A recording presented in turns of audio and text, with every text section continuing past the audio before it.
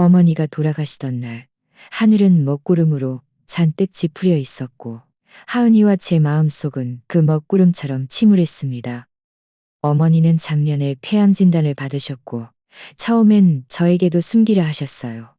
도저히 숨길 수 없게 되어서야 저에게 사실을 말씀하셨죠. 그때부터 저는 매일 병원으로 달려갔습니다. 어머니를 감량해야 할 간병한 일을 할까봐 갔던 터등학교 달려갔습니다. 어머니를 간병하면서도 갓 초등학교에 입학한 딸 하은이가 알까봐 노심초사 숨겨야 했어요. 어머니의 삶은 결코 쉽지 않았습니다. 젊은 시절 아버지와 이혼하시고 홀로 저를 키우셨죠. 억척스러운 기세로 작은 회사를 일구어 점차 키워나가셨고 나중에는 몇 채의 부동산에도 투자하셨어요. 어머니는 항상 말씀하셨습니다. 여자는 손에 든든한 미천이 있어야 한다. 나중에 네가 혹시라도 서러움을 겪게 되면 이 재산들이 너를 지탱해 줄 거야. 당신이 떠나고 난 뒤 제가 시댁에서 혹여라도 갈시받을 거야. 그때는 그 말씀의 깊은 뜻을 이해하지 못하고 그저 너무 앞서 나가신다고 생각했습니다. 어머니가 돌아가시기 전날 놀랍게도 정신이 한결 맑아지셨습니다. 제 손을 꼭 잡고 많은 이야기를 해주셨어요. 너무 슬퍼하지 말라면, 사람이라면 누구나 이런 날이 온다고 하셨죠. 그리고 유언장을 미리 작성해 두었으니 당신이 떠나고 나면 변호사를 찾아가 받아오라고 말씀하셨습니다. 그때 저는 그저 눈물만 흘릴 뿐 어머니의 말씀을 제대로 귀담아 듣지 못했습니다. 지금 다시 떠올리니 마음 한구석이 또다시 떠올리니 마음 한구석이 어머니의 장례를 마치고 저는 유언에 따라 변호사를 찾아갔습니다. 변호사님은 제게 서류 봉투 하나를 건네주었습니다. 그 안에는 유언장과 10채의 아파트 등기 서류가 들어있었습니다. 유언장을 펼쳐보니 어머니 명의의 모든 재산, 즉 회사 지분과 10채의 아파트 모두 저에게 상속되며 다른 누구와도 관계없다고 명시되어 있었습니다. 게다가 모두 서울 강남 한복판의 요지에 있는 아파트들이라 제 손이 덜덜 떨려 순간 제 손이 덜덜 떨렸습니다. 어머니께서 몇 개서 몇 떨렸습니다. 그 등기 서류들을 들고 있는 제 마음은 시리고 아팠습니다. 이 모든 것이 어머니의 평생 피땀 어린 결실인데 이제 저에게 전부 맡겨졌으니 제가 잘 지키지 못하면 어머니께 얼마나 죄송할까요? 법률사무소를 나와 차에 앉아 창밖을 오가는 사람들을 바라보니 머릿속이 혼란스러웠습니다. 이 엄청난 사실을 민준 씨에게 어떻게 말해야 할지 모르겠더군요. 저희는 결혼 7년 차로 관계는 비교적 안정적이었지만 시어머니는 줄곧 저를 남처럼 여기시는 경향이 있었습니다. 만약 제가 10채의 아파트를 상속받았다는 사실을 아시게 되면 어떤 소동이 벌어질지 짐작하기 어려웠습니다. 한참을 고민한 끝에 그래도 민준 씨에게 먼저 이야기하는 것이 좋겠다고 결론 내렸습니다. 결국 그는 제 가장 가까운 사람이니까요. 이렇게 큰일을 숨기는 것도 좋지 않고 어머니도 부부 사이에는 솔직해야 한다고 말씀하셨으니 그가 진심으로 저를 아낀다면 이 재산들도 나중엔 집에 돌아왔을 때는 하은이가 이미 잠들어 있었습니다.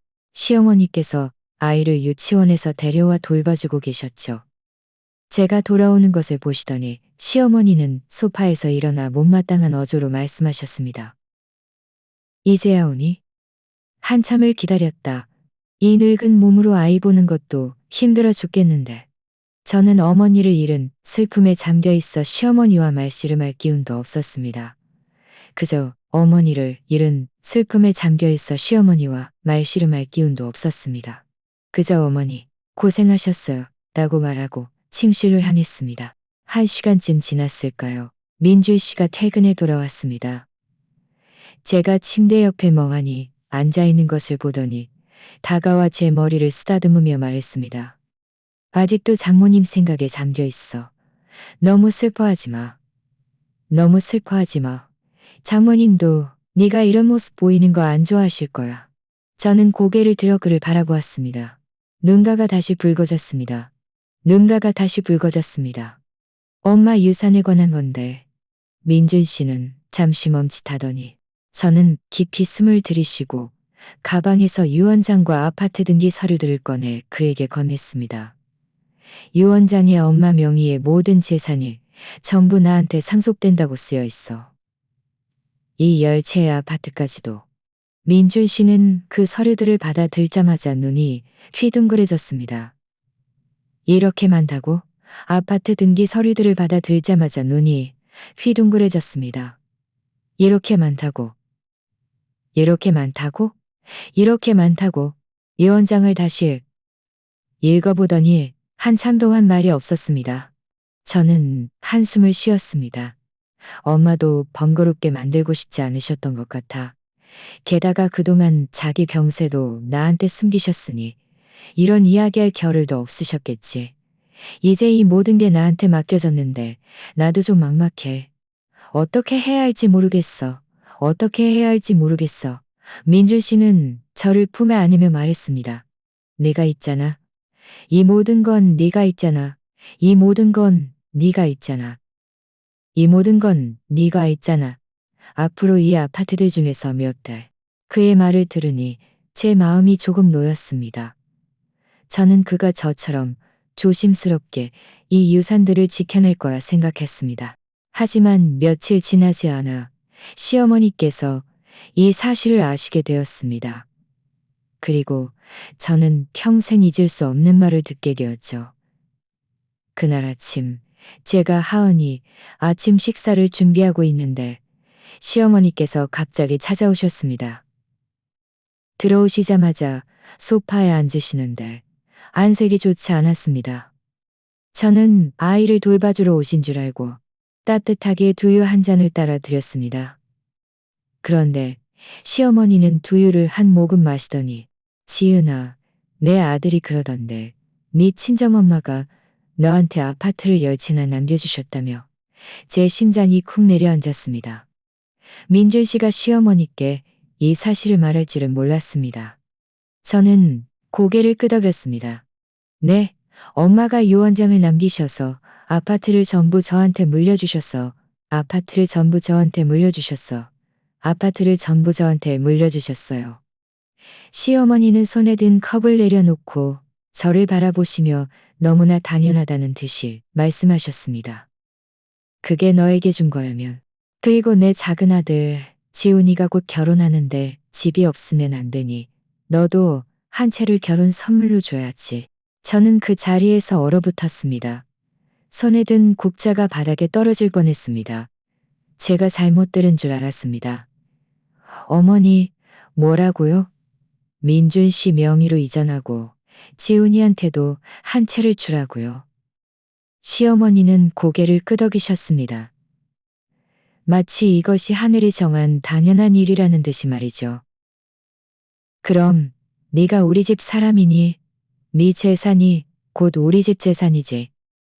내 아들이 집안의 기둥인데 아파트가 그의 명의로 있어야. 그리고 내 작은 아들이 결혼하는데 집이 없으면 형님되는 네가 좀 도와주는 게 당연한 거 아니니? 시어머니의 당당한 모습에 저는 화가 나고 서러웠습니다. 이 아파트들은 어머니의 평생 피땀 어린 결실이자 저와 하은이를 위한 버팀목인데 어떻게 저렇게 쉽게 말씀하실 수 있을까요? 마치 이 아파트들이 원래부터 자기들 집 재산이었던 것처럼 말입니다.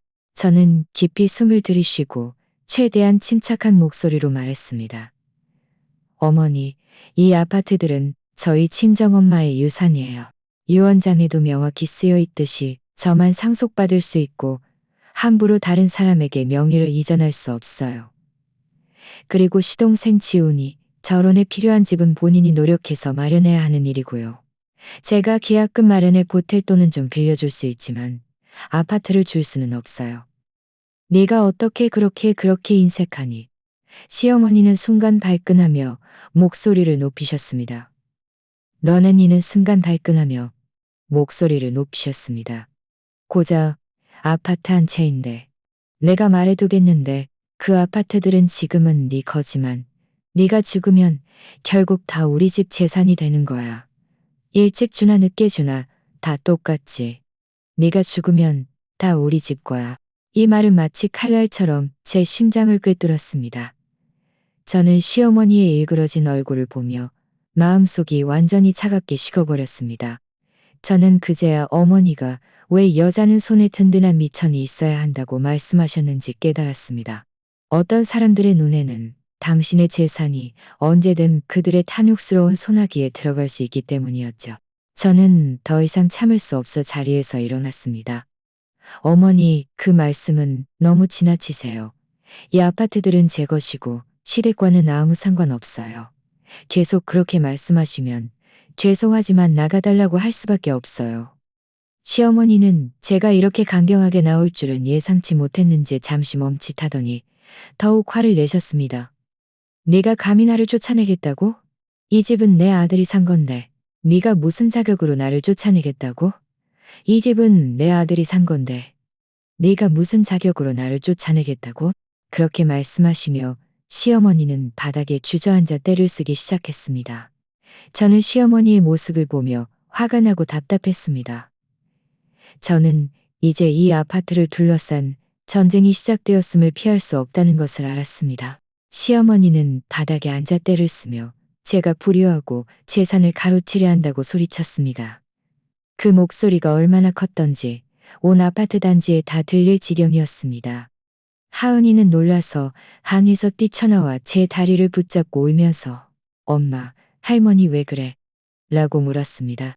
저는 쪼그려 앉아 하은이를 안고 등을 토닥이며 시어머니께 말했습니다. 어머니 일단 일어나세요. 아이 놀라게 하지 마시고요. 하지만 시어머니는 들은 척도 않고 오히려 더 심하게 우셨습니다. 나 안 일어날 거야. 오늘 내 작은 아들한테 아파트 한 채 안 주고 우리 아들 명의로 이전 안 해주면 나 여기서 계속 앉아 있을 거야. 이웃 사람들이 다 와서 네가 이 늙은 시어머니를 나와서 네가 이 늙은 시어머니를 하지. 바로 그때 초인종이 울렸습니다. 저는 이웃 사람들이 시끄러워서 찾아온 줄 알고 가슴이 철렁 내려앉았습니다. 문을 열어보니 민준 씨가 퇴근해 돌아온 참이었습니다. 손에는 장본 봉투가 들려 있었죠. 현관 앞광경을 보더니 그는 잠시 멈칫하며 물었습니다. 이게 무슨 일이에요? 어머니는 왜 바닥에 앉아 계시고? 하은이는 왜 바닥에 앉아 계시고? 하은이는 왜 바닥에 앉아 계시고? 하은이는 왜 울고?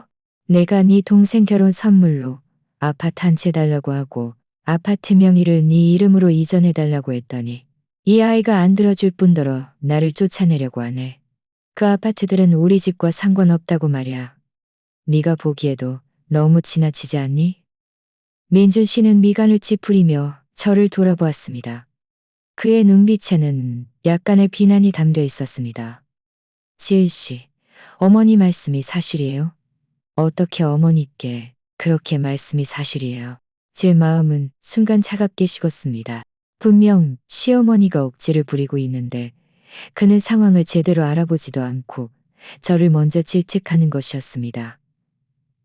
저는 깊이 숨을 들이쉬고 눈물을 꼭 참으며 말했습니다.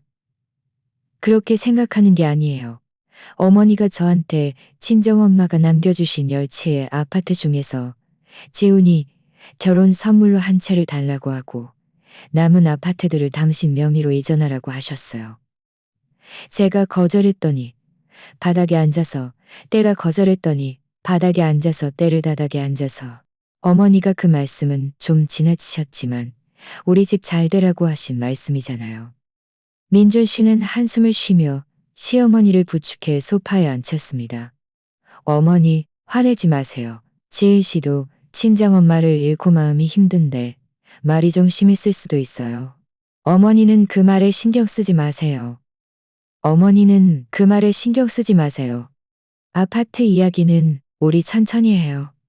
이렇게 소란 피우지 마시고요. 어떻게 천천히 해? 어떻게 천천히 해? 내가 말해두겠는데, 아들아. 그 아파트들은 지금은 이 아이 것이지만 나중엔 결국 우리 집 재산이 될 거야. 이 아이는 남인데 무슨 자격으로 우리 집 재산을 차지하려 들어. 저는 참지 못하고 시어머니의 말을 끊었습니다. 그 아파트들은 저희 친정엄마가 저한테 남겨주신 유산이에요. 시댁과는 아무 상관없어요. 남이라니요? 제가 당신 아들과 결혼해서 7년 동안 하은이를 낳고 키웠는데 어떻게 남이 될 수 있어요? 네가 바로 남이야. 시어머니는 목소리를 더 높이셨습니다. 우리 아들한테 시집 오지 않았으면 네가 오늘날 이렇게 될 수 있었겠어? 이제 그렇게 많은 아파트를 가졌으면서 우리 집에 한 푼도 안 보태려고 하니 네가 바로 은혜를 모르는 사람이지. 어머니, 더 이상 말씀하지 마세요. 민준 씨는 급히 시어머니를 말렸습니다. 그리고는 저를 돌아보며 말했습니다. 그리고는 저를 돌아보며 말했습니다. 지은 씨, 일단 하은이 데리고 방으로 들어가 있어. 내가 어머니랑 잘 이야기해 볼게. 문을 닫자 하은이가 작은 목소리로 물었습니다. 엄마, 할머니가 왜 우리 아파트를 뺏으려고 해? 그거 외할머니가 엄마한테 남겨준 거 아니야? 저는 하은이의 머리를 쓰다듬으며 눈물을 꾹 참으며 말했습니다. 할머니가 잠시 착각하신 거야. 우리 아파트를 뺏으려는 게 아니란다. 하은아, 착하게 행동해. 일단 좀 자고 있어. 엄마가 옆에 있어 줄게. 하은이가 잠들고 나자 저는 살며시 방문을 열고 민준 씨와 시어머니가 무슨 이야기를 하는지 엿들었습니다. 시어머니의 목소리가 들렸습니다. 너는 그 아이한테 잘 말해야 해. 그 아파트들 중에서 한 채는 반드시 우리 집에 줘야 해. 안 그러면 네 동생이 어떻게 결혼하겠어? 그리고 아파트 명의를 네 이름으로 이전해야 해. 안 그러면 나중에 이 아이가 너랑 이혼이라도 하면 그 아파트들이 다 너랑 상관없어지는 거 아니니? 민준 씨는 잠시 침묵하더니 말했습니다. 너랑 상관없어지는 거 아니니? 그건 지은 씨가 결혼 전에 물려받은 저랑 상관없어요. 어머니, 지은 씨도 아파트를 상속받은 지 얼마 안 돼서 분명 생각이 많을 거예요. 제가 받을 수 없어요. 네가 어떻게 그렇게 바보 같니? 시어머니는 답답하다는 듯이 말씀하셨습니다. 결혼 전에 물려받은 유산이든 뭐든 이 아이가 너한테 시집 왔으니 그 재산은 네 재산이나 마찬가지야.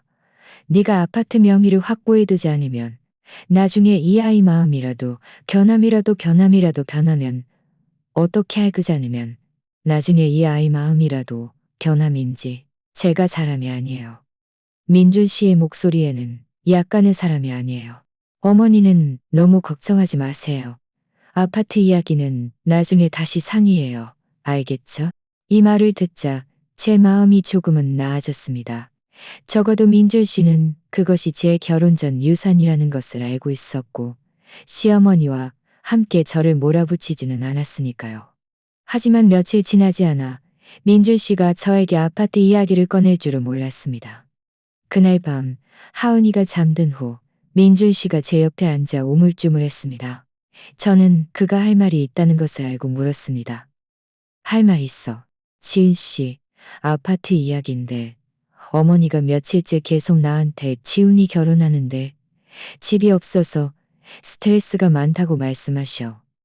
지은 씨가 지훈이한테 아파트 한 채를 결혼 선물로 주거나 아니면 일단 무료로 살게 해주고 나중에 돈을 갚으라고 하네. 저는 잠시 멈칫하며 말했습니다. 당신도 내가 시동생한테 아파트를 한다고 생각하는 거야. 내가 그렇다고 생각하는 게 아니라 어머니가 매일 내가 그렇다고 생각하는 게 아니라 집이 없으면 여자친구 집에서 결혼을 허락하지 않을 거라고 해. 지은 씨는 아파트가 10채나 있는데 다 살 수도 없잖아. 일단 지훈이한테 한 채를 주거나 아니면 일단 살게 해줘도 우리 집을 돕는 셈이 되니 좋지 않을까? 안 돼요. 저는 단호하게 말했습니다. 그 아파트들은 저희 친정엄마의 유산이고 저와 하은이를 위한 버팀목이에요. 지훈이가 집이 없으면 대쓰라고 있는 게 아니에요.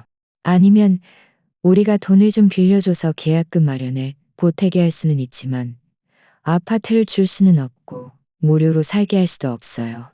네가 어떻게 그렇게 인정머리가 없어? 민준 씨의 목소리에는 약간의 불쾌함이 섞여 있었습니다. 그는 내 동생이고 하은이의 삼촌이잖아. 우리가 좀 도와주는 게 뭐가 문제야? 너는 그렇게 많은 아파트가 있는데 한 채 없어진다고 해서 크게 달라질 것도 없잖아. 달라질 게 없다고요? 저는 그를 바라보았습니다. 그 아파트들은 저희 친정엄마의 평생 피땀 어린 결실이에요. 한 채 한 채마다 엄마의 노력이 담겨 있는데 제가 어떻게 함부로 남한테 줄 수 있어요? 게다가 지훈이가 손발이 없는 것도 아니잖아요. 본인이 노력할 수 있는데 왜 항상 남한테 의지하려고 해요? 나도 그가 노력할 수 있다는 건 알지만 지금 당장 결혼이 급하잖아. 민준 씨는 미간을 찌푸리며 말했습니다. 지금 당장 결혼이 급하잖아. 지금 당장 겨우지 않고 하은이도 돌봐주겠다고 하죠. 딱 한 번만 내 동생을 도와줘. 나중에 우리한테 무슨 일 도와줘. 민준 씨의 간절한 눈빛을 보니 제 마음이 흔들렸습니다. 저도 그가 저와 시어머니 사이에서 힘든 것을 알고 있었습니다. 하지만 아파트는 저희 친정엄마의 유산이었고 저는 함부로 남에게 줄 수 없었습니다. 저는 잠시 생각한 끝에 말했습니다. 돈을 빌려주는 건 가능해요. 최대 1억 원까지 보고 급히 말했습니다. 최대 1억 원까지 빌려주는 건 가능해요. 최대 1억 원까지 빌려줘서 계약금 마련에 보태게 할 수 있지만 아파트는 절대 줄 수 없고 무료로 살게 할 수도 없고 돈을 빌려주는 것도 괜찮아. 내가 어머니랑 지훈이한테 이야기해 볼게. 그들이 동의할지 안 할지. 저는 이 일이 이렇게 마무리될 줄 알았습니다. 하지만 시어머니가 돈을 빌려주는 것조차 동의하지 않고 제가 인색하다고 말씀하시며 심지어는 제 아파트를 빼앗기 위해 다른 방법을 모색할 줄은 꿈에도 몰랐습니다. 다음 날 아침 제가 하은이를 유치원에 데려다 주고 오자마자 시동생에게서 전화가 왔습니다. 그는 전화로 우물쭈물하며 말했습니다. 형님, 어머니가 저한테 아파트 이야기를 하셨어요. 형님한테 아파트 한 채를 달라고 하는 게 좀 지나친 요구라는 건 알지만 저도 정말 어쩔 도리가 없어요. 제 여자친구 집에서 집이 없으면 결혼을 허락하지 않겠다고 해요. 형님, 일단 아파트 한 채를 제 명의로 이전해 주시면 안 될까요? 나중에 제가 돈 생기면 형님께 갚을게요. 시동생이 이전해 줄 수는 없어요. 시동생이 이런 요구를 할 줄은 몰랐기에 저는 약간 화가 났습니다. 시동생, 제가 이미 형한테 말했듯이 그 아파트들은 저희 친정엄마의 유산이고 제가 함부로 남에게 줄 수 없어요. 만약 당신이 동의하지 않으면 저도 어쩔 수 없고요. 형님, 1억 원으로는 부족해요.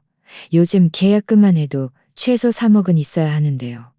제 동생의 목소리가 초조해졌습니다. 형님은 아파트가 10채나 있는데 저한테 한 채 줄 수 없어요. 저한테 한 채 주는데 뭐가 그리 아깝다고 그래요? 우리는 다 한 가족인데 형님은 어떻게 그렇게 인색할 수 있어요? 당신이 정말 결혼하고 싶으면 스스로 노력해서 돈을 벌거나 당신 어머니랑 상의해서 돈을 좀 보태달라고 하세요.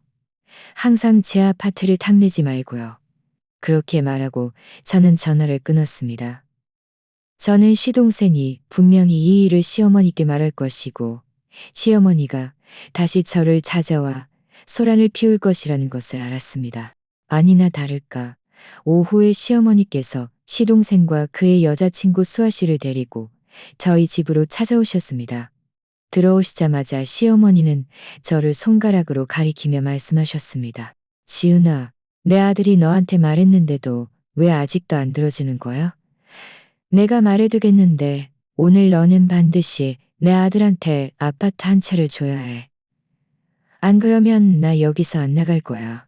저는 시어머니와 시동생 그리고 그의 여자친구를 보며 짜증이 치밀어 올랐습니다.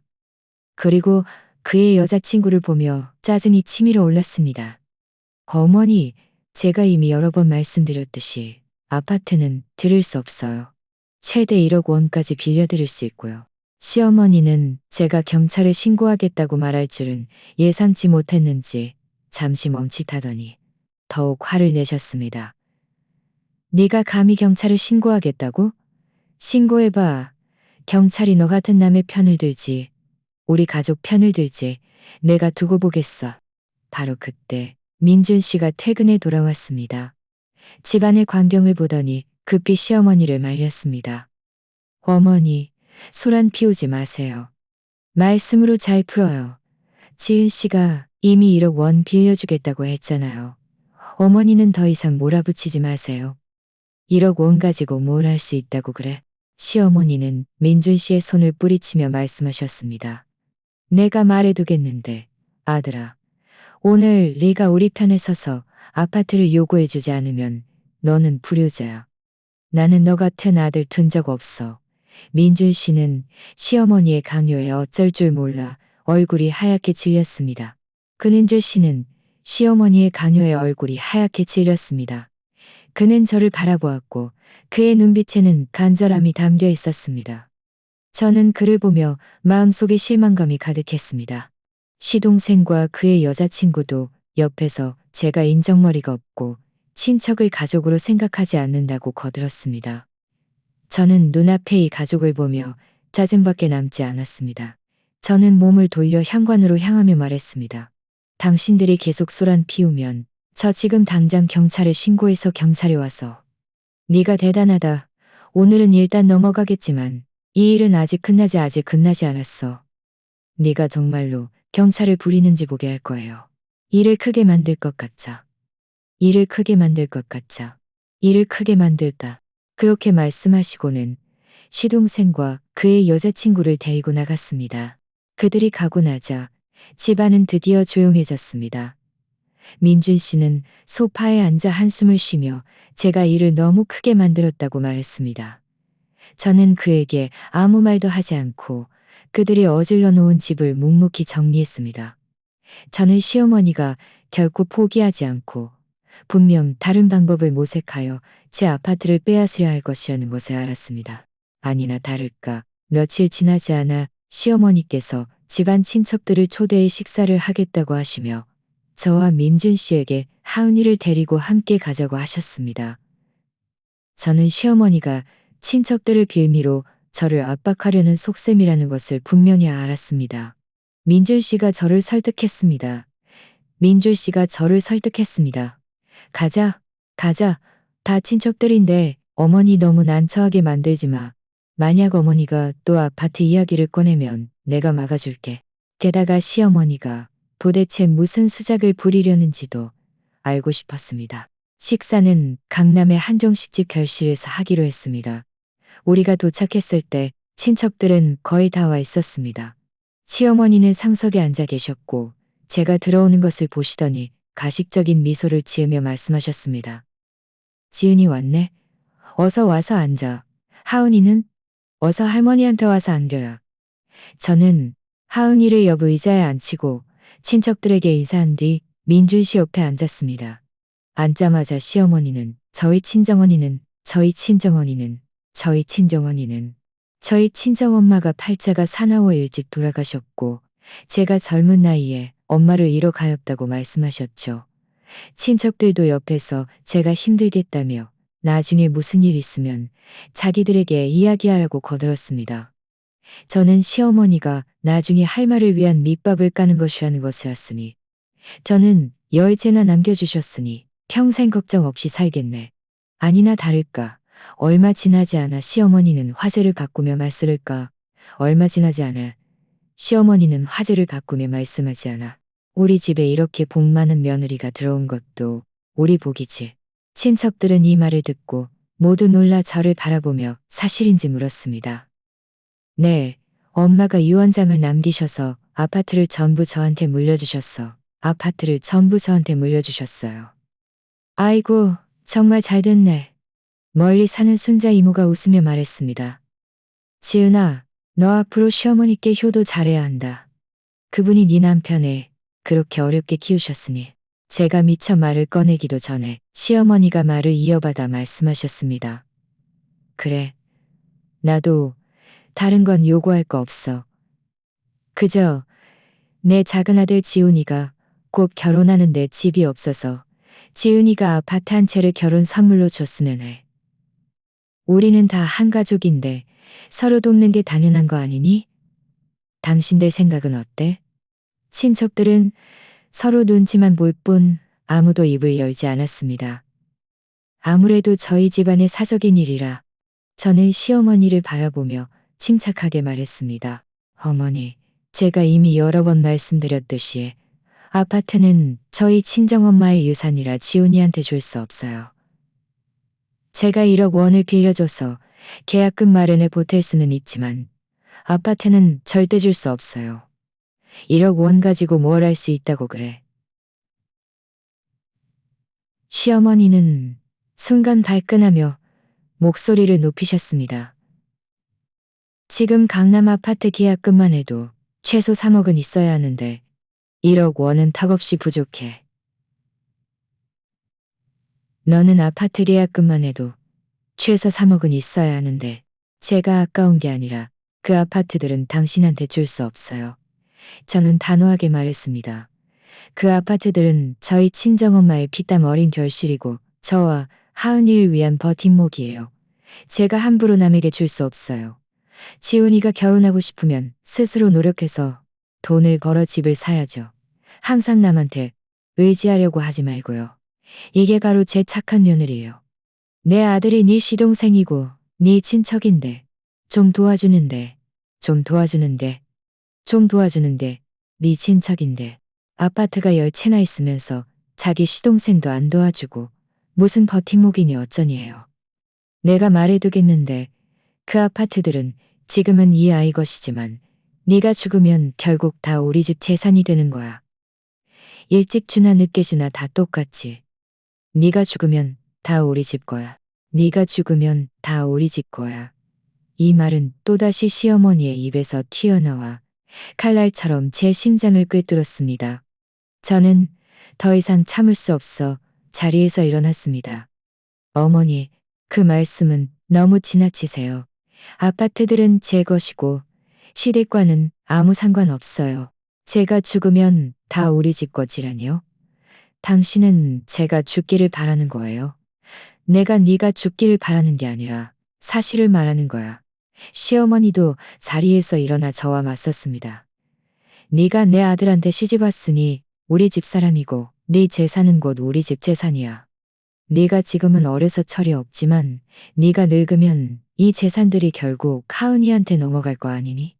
하은이는 우리 집 손녀인데 그 애 재산이 우리 집 손녀인데 그 애 재산이 우리 집 손녀인데 그 아이 재산은 그 아이가 스스로 결정할 것이고 시댁과는 아무 상관없어요.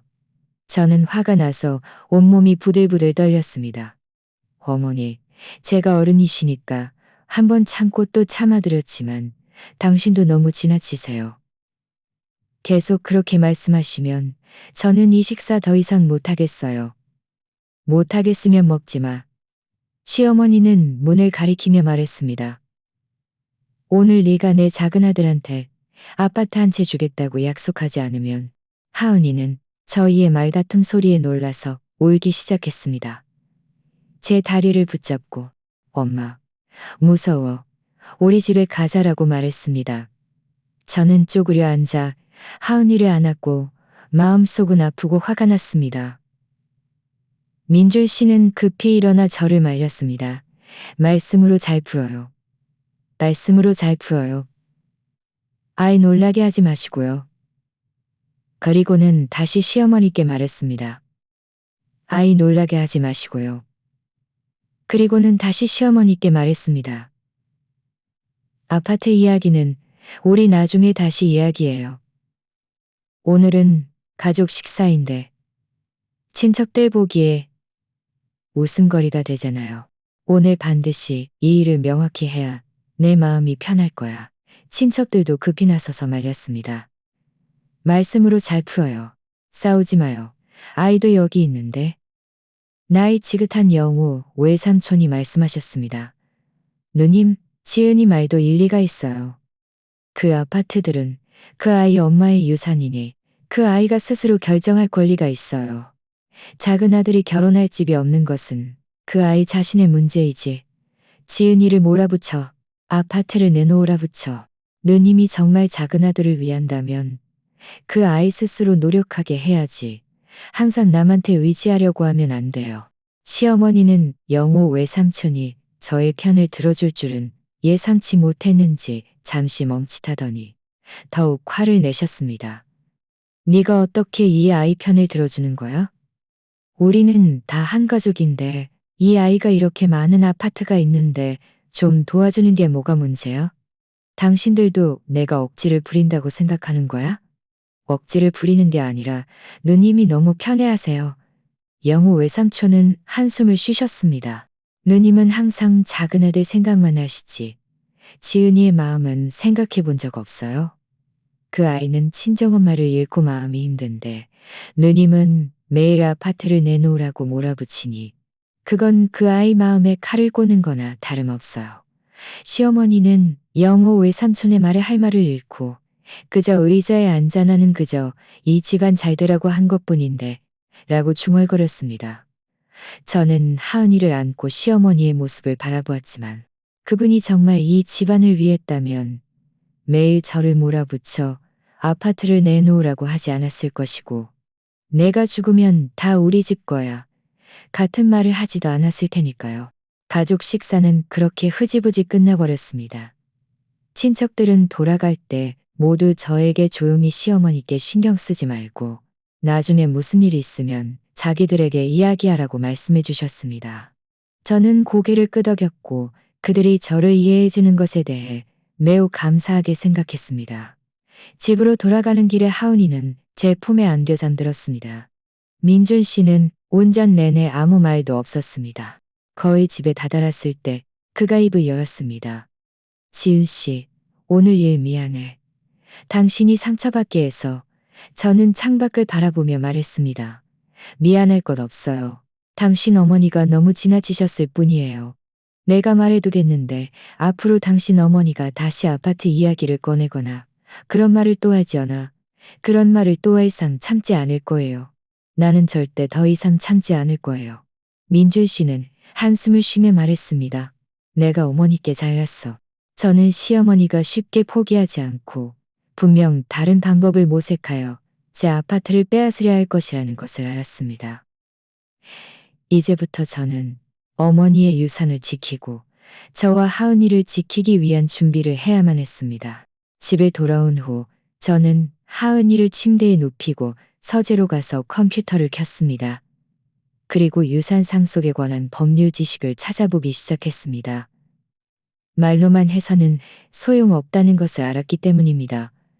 법률적인 근거가 있어야 시어머니가 완전히 단념할 것이라고 생각했죠.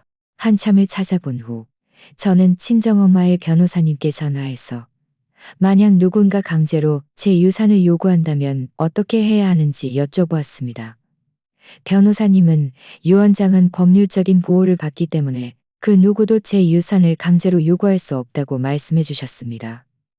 만약 시어머니가 계속 소란을 피우면 증거를 수집하기로 결심했습니다. 만약 시어머니가 계속 소란을 권리를 수집한 후 법원에 증거를 수집하기로 법원에 고소하여 제 정당한 권리를 지킬 수 있다고 하셨습니다. 만약 그분이 지나친 행동을 감행한다면 저는 바로 법원에 고소할 작정이었습니다. 저는 시어머니가 며칠은 조용히 지낼 것이라고 생각했습니다. 하지만 그분이 훨씬가 지나친 행동을 할 줄은 꿈에도 몰랐습니다. 이틀도 채 지나지 않아 저는 시어머니가 정말로 엉뚱한 생각을 하기 시작했다는 것을 알게 되었습니다. 친정엄마가 남겨주신 10채의 아파트 중 한 채는 고급 인테리어가 되어 있는 방 2칸짜리 아파트였습니다. 하은이 유치원을 옮긴 후 그곳으로 이사 갈 생각이었죠. 그 아파트 열쇠는 제가 집 서랍에 보관하고 있었고 민준 씨와 저 외에는 아무도 그 사실을 몰랐습니다. 그날 오후 저는 하은이를 놀래켜주려고 회사에서 일찍 퇴근했습니다. 그 방 2칸짜리 아파트 건물 아래에 도착했을 때 부동산 중개업자가 한 부부와 함께 건물 아래에 도착했을 때 부동산 중개업자가 한 부부와 함께 건물 아래를 서성이는 것을 보았습니다. 그들은 계속해서 그 아파트 창문을 올려다보고 있었습니다. 저는 이상한 느낌이 들었습니다. 안녕하세요. 누구 집을 보러 오셨어요? 이 아파트는 제 것인데 제가 귀사의 전세나 매매를 의뢰한 적이 없는데요. 중개업자는 잠시 멈칫하더니 말했습니다. 손님께서 집주인이시라고요? 하지만 어떤 아주머니께서 저희에게 이 아파트가 당신 것이라고 말씀하시며 세입자를 찾아달라고 하시마시며 그리고 열쇠도 짧은 머리에 약간 통하시며 세입자를 찾아달라고 하셨어요. 그리고 열쇠요. 짧은 머리에게 주시면서 손님들을 데리고 집을 보러 오라고 하셨어요. 중개업자는 고개를 끄덕였습니다. 네, 맞아요. 그분이 이 아파트 주인이라고 하시면서 손님은 그분의 며느리일 뿐이고 잠시 집을 관리하는 중이라고 하셨어요. 저는 화가 나서 온몸이 부들부들 떨렸습니다. 시어머니가 몰래 열쇠를 복사하고 자신이 아파트 주인이라고 속여 제 아파트를 새놓으려 한 것이었습니다. 저는 분노를 꾹 참으며 중개업자에게 말했습니다. 죄송합니다만 그분은 이 아파트 주인이 아니에요. 제가 주인입니다. 그분은 제 시어머니인데 제 동의 없이 몰래 열쇠를 복사하고 기사의 전세를 의뢰한 것은 불법입니다. 앞으로는 더 이상 손님들을 데리고 집을 보러 오지 마세요. 만약 어떤 손해가 발생하면 제가 책임을 묻겠습니다. 중개업자는 이 말을 듣자마자 급히 사과했습니다. 죄송합니다. 죄송합니다. 죄송합니다. 죄송합니다. 저희는 상황을 몰랐습니다. 앞으로는 다시는 손님들을 데리고 오지 않겠습니다. 그렇게 말하고는 그 부부를 데리고 황급히 떠났습니다. 저는 제 열쇠로 문을 열고 집 안으로 들어갔습니다. 거실은 엉망진창이었습니다. 소파 위에는 낡은 옷 몇 벌이 던져져 있었고 테이블 위에는 치우지 않은 과일 껍질과 음료수 병이 있었습니다. 분명 시어머니가 중개업자와 손님들을 데리고 집을 보러 왔을 때 어질러 놓은 것이었습니다. 눈앞의 광경을 보며 저는 화가 나고 서러웠습니다. 눈물이 멈추지 않고 흘러내렸습니다. 이 아파트는 친정엄마가 살아계실 때 가장 좋아했던 아파트였습니다. 이 아파트는 친정엄마가 살아계실 때 가장 좋아했던 아파트였습니다. 인테리어도 모두 당신이 직접 디자인하셨고 그 안에는 엄마가 남겨주신 물건들도 많았습니다. 시어머니는 제 동의 없이 함부로 사람들을 동의 없이 저는 휴대전화를 꺼내 민준 씨에게 전화해서 그간의 일을 모두 이야기했습니다. 그는 전화로 한참 동안 멍하니 있다가 말했습니다. 어떻게 이런 일이 어머니가 어떻게 몰래 열쇠를 복사할 수 있지? 나 지금 바로 집으로 갈게. 우리가 어머니랑 잘 이야기해보자. 이리가 어머니랑 잘 이야기해보자. 전화를 끊고 저는 집을 정리하게 해보자. 전환이가 던져놓은 쓰레기들을 치우고 낡은 옷들을 모아 돌려줄 생각으로 정리했습니다. 그것은 친정엄마 생신 때 제가 사드린 선물이었고 엄마가 늘 아끼시던 것이었습니다. 깨진 장식품을 보니 제 마음이 더욱 아팠고 눈물이 더욱 쏟아졌습니다. 1시간쯤 후에 민준 씨가 돌아왔습니다. 제가 소파에 앉아 울고 있는 것을 보더니 급히 다가와 말했습니다. 지은 씨, 미안해. 다 내 잘못이야. 내가 우리 엄마를 잘 돌보지 못해서 이런 일을 저지르게 했어. 저는 눈물을 닦고 그를 바라보며 말했습니다. 당신 어머니는 몰래 열쇠를 복사했을 뿐만 아니라 자신이 아파트 주인이라고 속여 제 아파트를 새놓으려 했어요. 게다가 집을 엉망진창으로 만들고 저희 친정엄마가 가장 아끼던 수정 장식품까지 깨뜨렸어요. 도대체 이게 무슨 일이에요? 그분은 왜 이렇게까지 하는 거죠? 민준 씨는 한숨을 쉬며 말했습니다. 내가 방금 어머니께 전화했어. 어머니가 몰래 열쇠를 복사해서 아파트를 새놓으려 하니라. 손님들을 복사해서 아파트를 새놓으려 하니라. 저는 비웃듯이 말했습니다. 지훈이 결혼 자금 마련에 좀 보태주려고 했던 것뿐이고 다른 뜻은 없었다고 하셨어.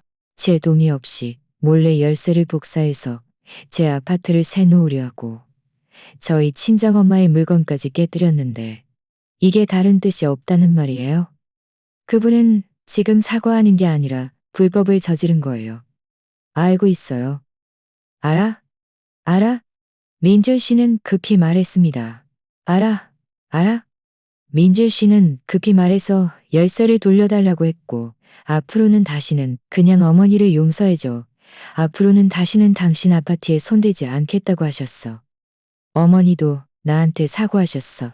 어머니도 지훈이 때문에 잠시 착각해서 잘못한 거야. 잠시 착각했다고요. 저는 민준 씨를 바라보며 마음속에 실망감이 가득했습니다. 그는 이전에 저를 몰아붙여 아파트를 내놓으라고 하고 심한 말을 내뱉더니 이제는 몰래 열쇠를 복사해서 제 아파트를 새놓으려 했습니다. 이게 잠시 착각한 것인가요? 이것은 고의적인 행동이었습니다.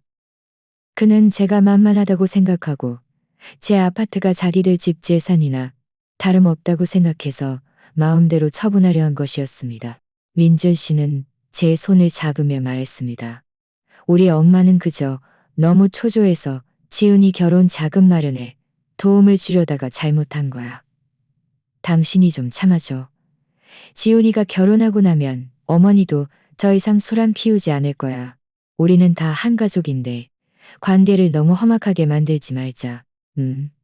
참으라고요? 저는 그의 손을 뿌리쳤습니다.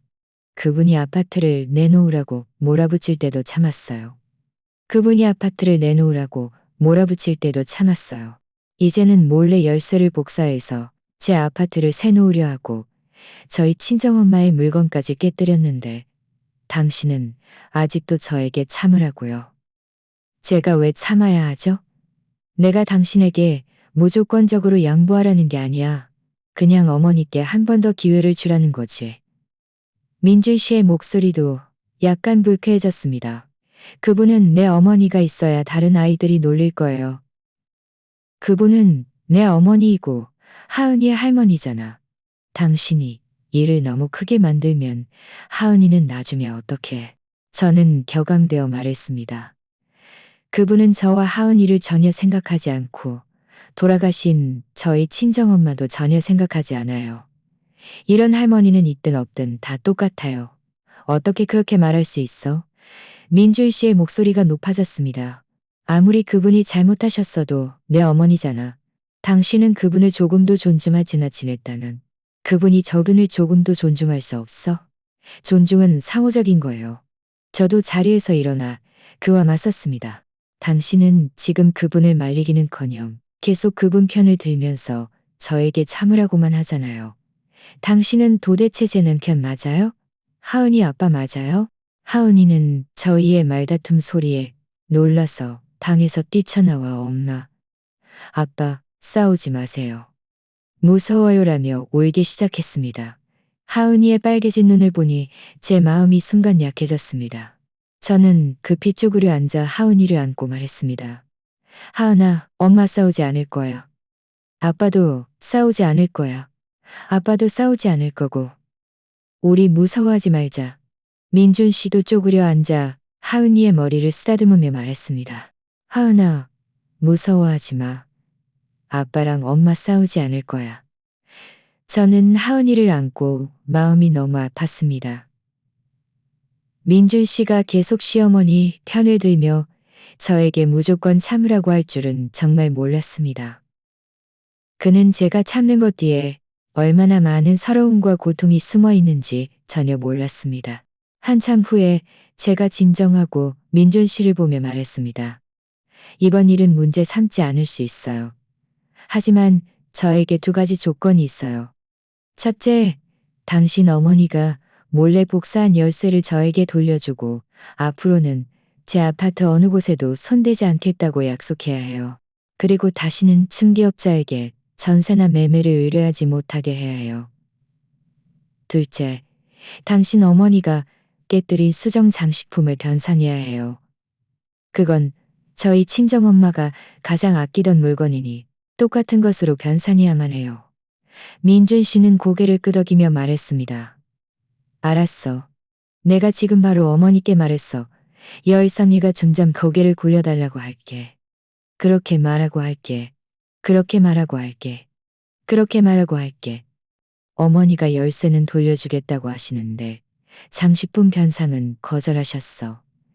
그저 별 볼 일 없는 물건인데 깨졌으면 깨진 거지. 굳이 변상할 필요 없다고 하셨어. 별 볼 일 없는 물건이라고요? 저는 화가 나서 다시 울었습니다. 그건 저희 친정엄마가 가장 아끼던 물건이라고요. 저에게는 값으로 매길 수 없는 보물이에요. 그분이 무슨 자격으로 별 볼이에요. 그분이 무슨 자격으로 별볼이에요? 반드시 변산이야 해요? 내가 다시 어머니께 말해서 변산해달라고 할게. 경찰에는 신고하지 마. 응? 경찰에 신고하면 우리 집안에 안 좋은 영향을 미치잖아. 저는 아무 말도 하지 않고 그저 하은이를 안고 있었습니다. 마음속은 차갑게 식어버렸습니다. 저는 시어머니가 장식품을 변상한다 해도 이 일이 이렇게 끝나지 않을 것이라는 것을 알았습니다.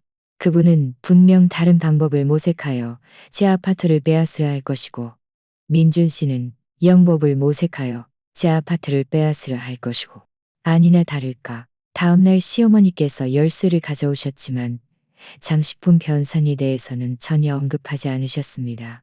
오히려 저에게 고작 깨진 장식품 하나 가지고 뭘 그렇게 꼼꼼하게 따지니? 네가 일부러 문제를 만드는 것 같아라고 말씀하셨습니다. 저는 그분을 보며 말다툼하지 않고 그저 깨지 않고 그저 변상하지 않으시면, 저는 경찰을 보며 말다툼하지 않고 그저 변상하지 않으시면 저는 경찰에 신고할 수밖에 없어요. 라고 말했습니다. 그렇게 말씀하시고는 나가버리셨습니다. 그분의 뒷모습을 보며 저는 이 아파트를 둘러싼 전쟁이 아직 끝나지 않았다는 것을 분명히 알았습니다. 저는 최대한 빨리 증거를 수집하고 준비를 해야만 어머니의 유산을 지키고 저와 하은이를 지킬 수 있을 것이라고 생각했습니다.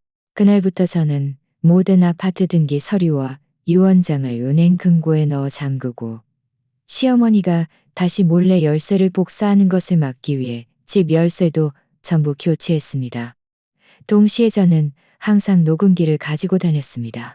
시어머니가 아파트 이야기를 꺼내거나 지나친 말을 하면 몰래 녹음하여 증거로 사용했습니다. 이렇게 하면 민준 씨가 불쾌해할 수도 있다는 것을 알았지만 저에게는 더 이상 다른 방법이 없었습니다. 저는 더 이상 참을 수 없었고 시어머니가 저와 돌아가신 저희 친정엄마를 괴롭히게 둘 수 없었습니다. 저는 저 자신을 지키고 어머니의 유산을 지키고 저와 하은이를 위한 안정된 미래를 쟁취해야만 했습니다. 하지만 시어머니가 제가 열쇠를 받고 몰래 복사할 수 없게 되자 훨씬 더 지나친 방법을 모색하여 저를 압박할 줄은 꿈에도 몰랐습니다. 일주일쯤 지났을까요? 시어머니께서 새로운 수작을 부리며 저희 집을 찾아오셨습니다. 그날은 주말이었고 저는 하은이와 거실에서 그림을 그리고 있었습니다. 갑자기 초인종이 울렸습니다. 저는 민준 씨가 아침 식사를 사서 돌아온 줄 알고 문을 열었는데 제 심장이 쿵 내려앉았습니다. 불길한 예감이 들었고 무의식적으로 하은이 앞에 가로막고 섰습니다. 시어머니는 저에게 인사를 할 틈도 주지 않고 저를 밀치고 집 안으로 들어와 손에 든 종이를 테이블 위로 탁 던지며 말씀하셨습니다. 지은아, 오늘 내가 너한테 명확히 말해두겠는데 이 종이에 분명히 쓰여 있듯이 네 친정엄마가 그 방 2칸짜리 아파트를 살 때 우리 집에서 5천만 원을 빌려갔어. 저는 잠시 멈칫하며 그 종이를 들어보았습니다. 거기에는 채무증서 심여사 시어머니의 성집에서 현금 5천만 원을 빌려갔으며 모모 아파트, 엑소동, 엑소 부동산 구입에 사용함 이라고 쓰여 있었습니다. 돈을 빌린 날짜는 10년 전이었고 아래에는 희미한 서명이 있었는데 친정엄마의 필체 같기도 하면서 뭔가 어색했습니다. 저는 종이를 테이블 위로 던져 놓았습니다. 저희 친정엄마가 테이블 위로 던져 놓았습니다. 게다가 저희 친정엄마는 저에게 이런 이야기를 한 번도 한 적이 없어요. 이 차용증은 분명 가짜예요. 시동생이 즉시 다가와 말했습니다. 형님, 어떻게 차용증이 가짜라고 말할 수 있어요? 이건 저희 어머니가 직접 보관해 오신 거예요. 그 당시 형님 어머님이 돈을 빌리러 오셨을 때 저도 그 자리에 있었어요. 못 믿겠으면 클적 감정을 해봐서 그게 형님 어머님 서명인지 아닌지 확인해 봐도 돼요. 저희 친정엄마 생전의 필체는 제가 다 보관하고 있으니 나중에 비교해보면 이 차용증이 진짜인지 가짜인지 알 수 있을 거예요. 게다가 당신들이 돈을 빌려줬다고 하는데 계좌이체 기록이라도 있어요? 증인은요. 고작 낡은 종이 한 장 가지고 저에게 5천만 원을 뜯어내려고 하다니 당신들 너무 지나치네요. 시어머니는 제가 속지 않는 것을 보고 다시 태도를 바꾸셨습니다. 제 손을 잡으며 말씀하셨습니다.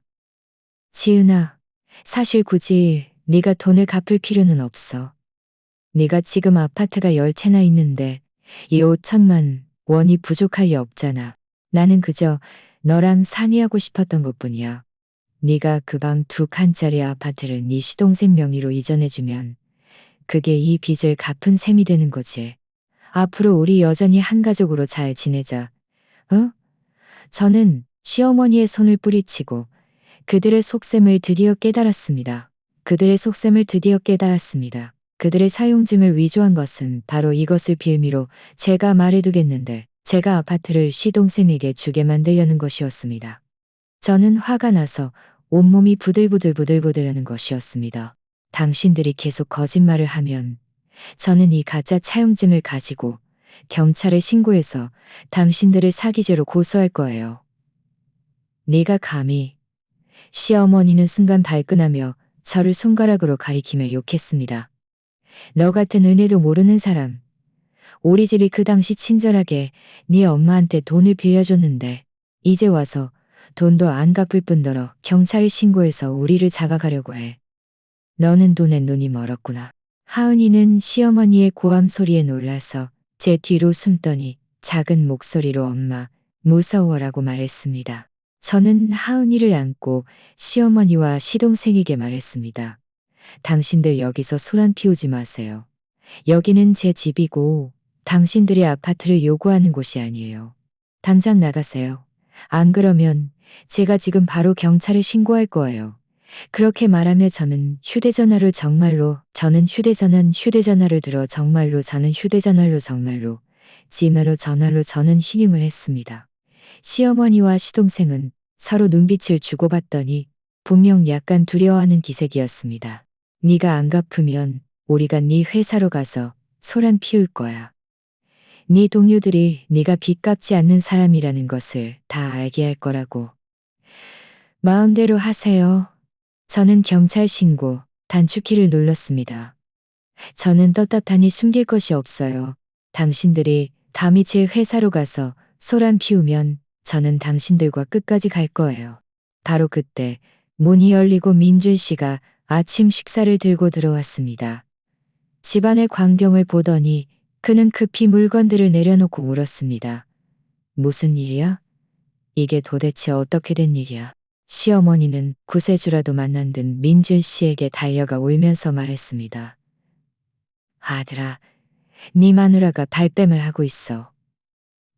그 당시에 네 장모님이 우리 집에서 5천만 원을 빌려갔는데 이제 그분이 돌아가시니 네 마누라가 돈도 안 갚고 차용증이 가짜라고 하면서 우리를 경찰에 신고하겠다고 하네. 민준 씨는 미간을 찌푸리며 테이블 위에 차용증을 들어보더니 저를 보며 물었습니다. 저는 하은이를 소파에 앉히고 민준 씨 앞으로 다가가 말했습니다. 저희 친정엄마가 그 아파트를 살 때 그분들 집에서 돈을 빌린 적이 없어요. 이 차용증은 그들이 위조한 거예요. 저에게 아파트를 시동생에게 주게 만들려는 속셈이죠. 당신이 못 믿겠으면 제가 지금 바로 저희 친정엄마 생전의 필체를 가져와서 우리 비교해봐요.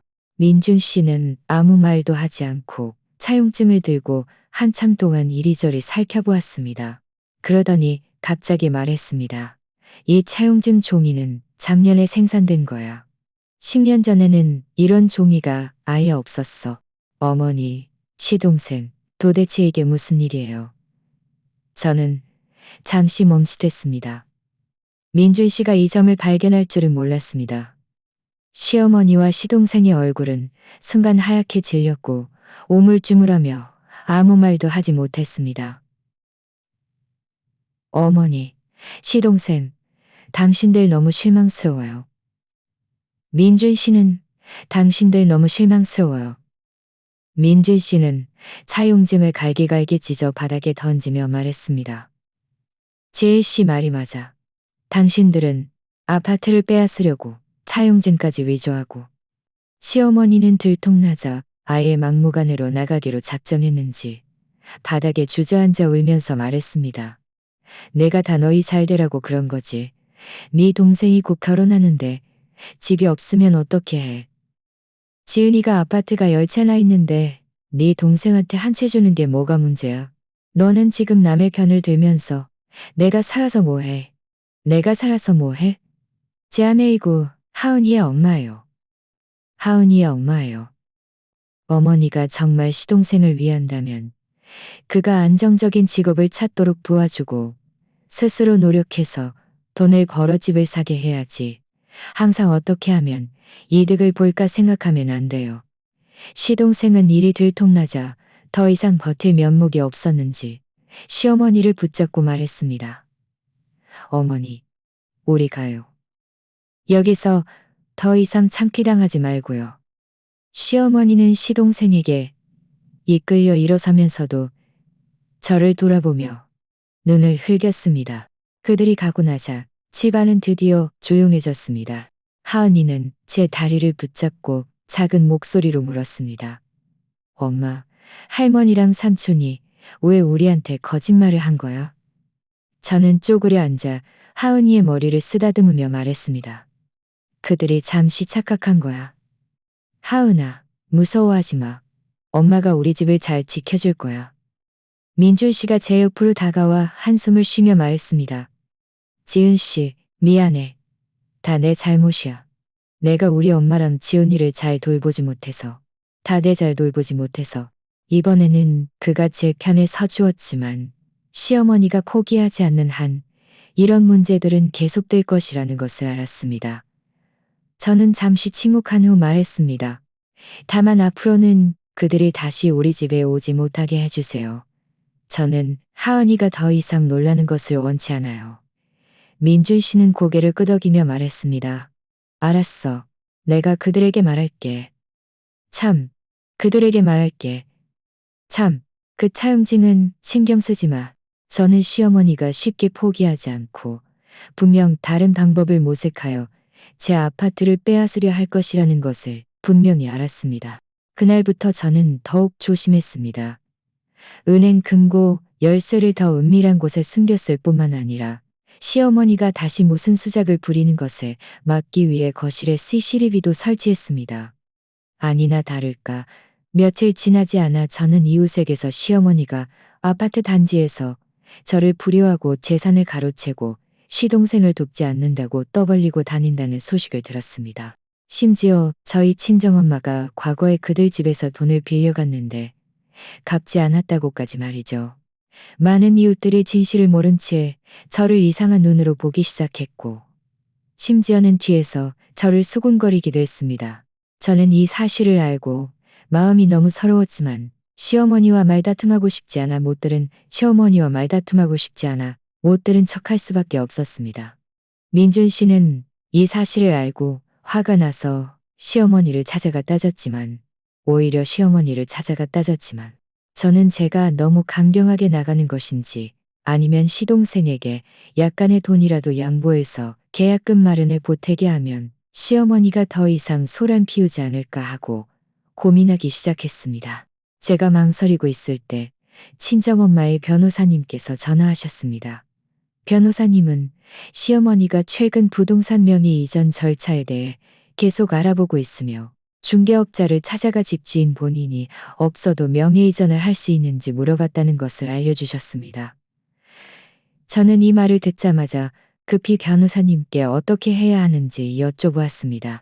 변호사님은 집주인 본인의 신분증과 위임전이 없으면 그 누구도 부동산 명의 이전 절차를 진행할 수 없으니 안심하라고 말씀해 주셨습니다.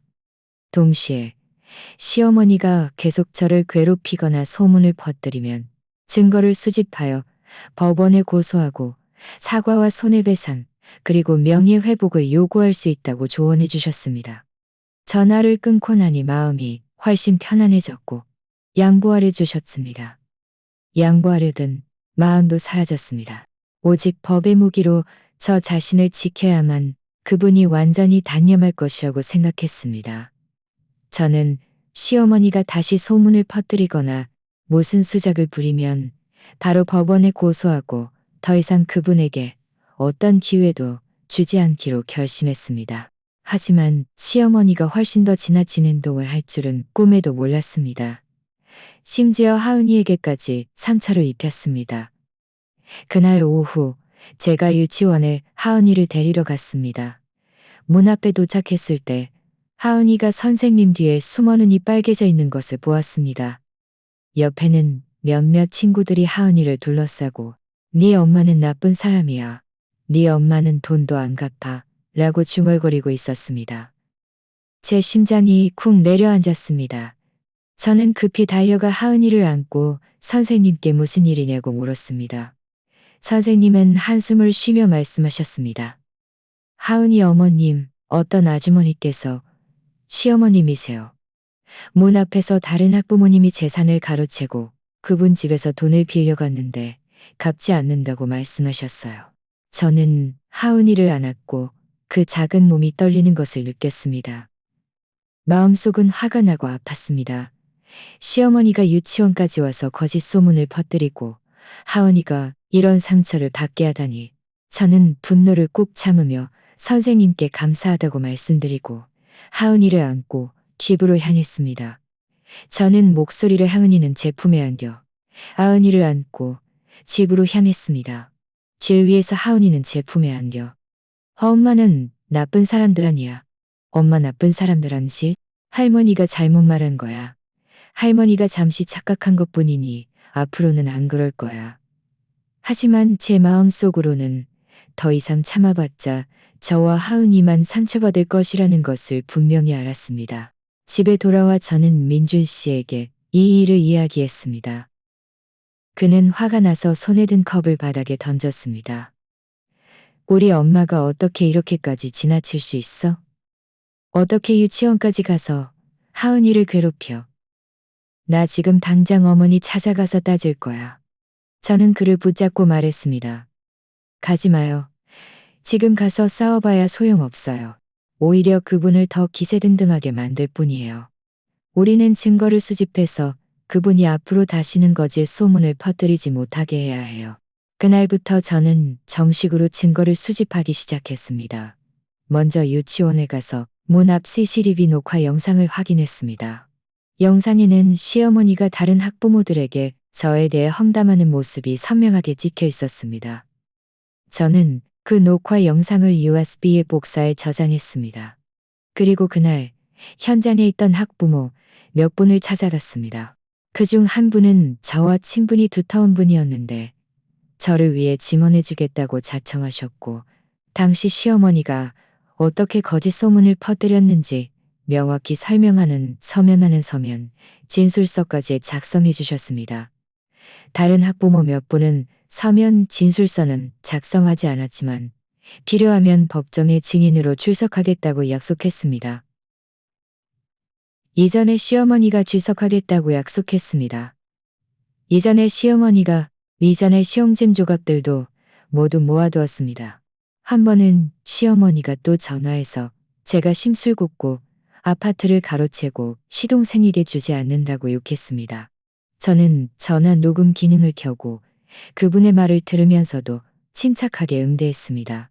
어머니, 제가 어머님 집에서 돈을 빌려갔다고 하시는데 계좌이체 기록이라도 있어요? 제가 아파트를 가로챈다고 하시는데 계좌 아파트를 가로챈다고 하시는데 저희 친정엄마가 남겨주신 유언장에는 명확히 아파트가 제 것이라고 쓰여 있어요. 시어머니는 전화로 잠시 멈칫하더니 더욱 거칠게 말씀하셨습니다. 네가 감히 나를 고소하겠다고? 내가 네 시어머니인데 네가 나를 고소하면 다른 사람들이 너를 불효자라고 할 거야.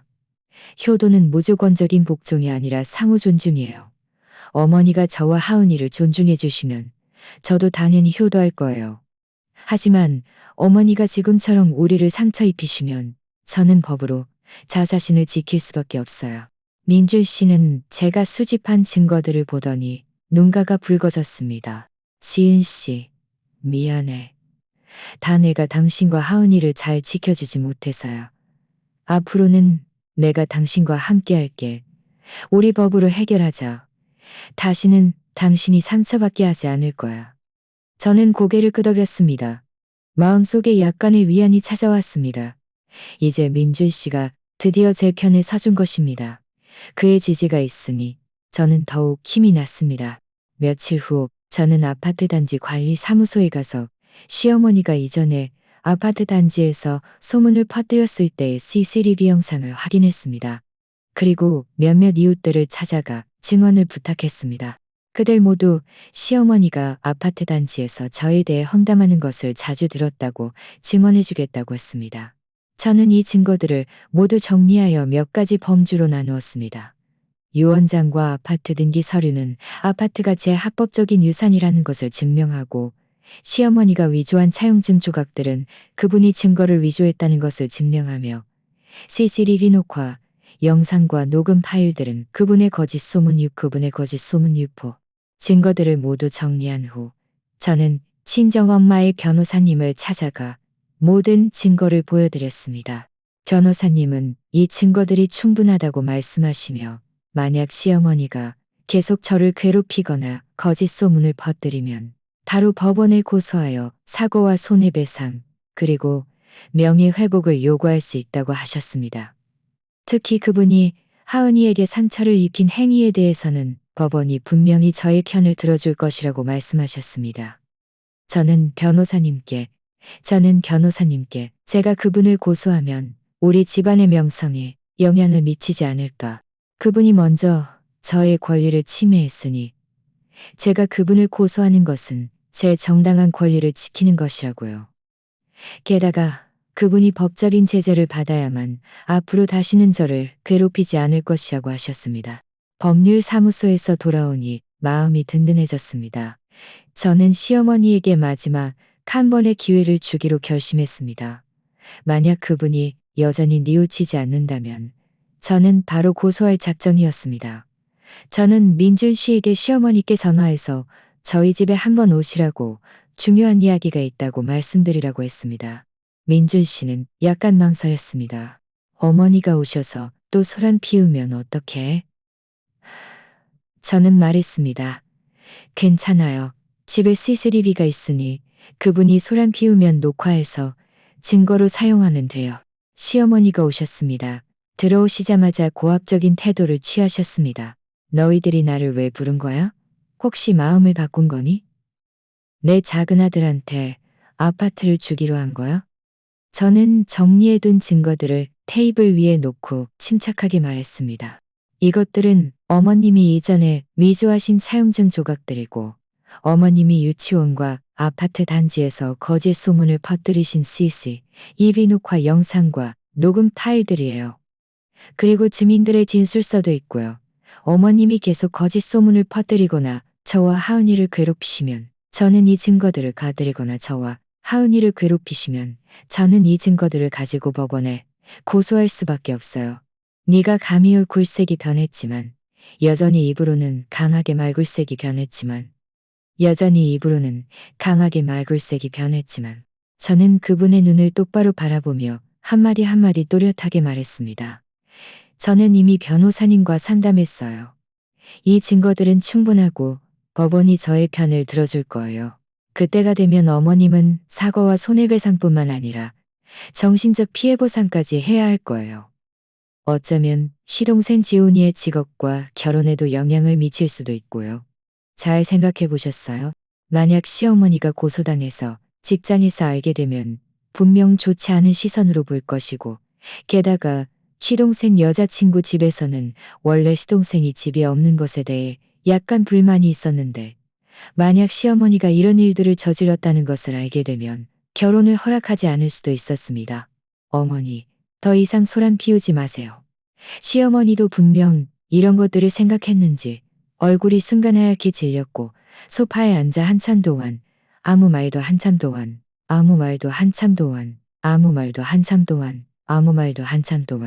어머니가 계속 이렇게 나가시면 결국 어머니 자신뿐만 아니라 지훈이까지 망치게 될 거예요. 한참 후에 시어머니가 작은 목소리로 말했습니다. 나는 그저 네 동생이 집을 얻어 결혼하길 바랐을 뿐이야. 다른 뜻은 없었어. 지훈이가 집을 얻길 바라신다면 우리 함께 방법을 찾아볼 수 있어요. 예를 들어 그가 좋은 직업을 찾도록 도와주거나 돈을 좀 빌려줘서 계약금 마련에 보태게 하는 것처럼요. 하지만 이런 불법적인 방법을 사용해서는 안 돼요. 저는 부드러운 목조로 말했습니다. 어머님이 앞으로 다시는 거짓 소문을 퍼뜨리거나 저와 하은이를 괴롭히지 않으시면 이전에 있었던 일은 제가 문제 삼지 않을 수 있어요. 하지만 어머님이 또다시 수작을 부리려 하시면 저는 법적인 절차를 밟을 수밖에 없어요. 시어머니는 아무 말도 하지 않고 그저 고개를 끄덕였습니다. 저는 이번에는 그분이 정말로 변할 것이라고 생각했습니다.